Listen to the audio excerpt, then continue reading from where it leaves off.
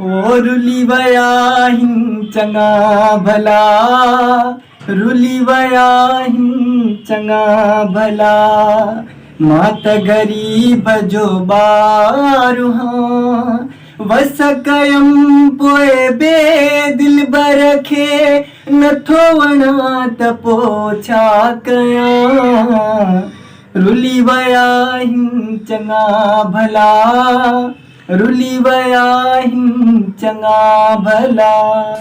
अस्सलाम वालेकुम यार मदद दोस्तों, मां तव्हांजो पंहिंजो सिंगर आसिफ रज़ा बुरड़ो।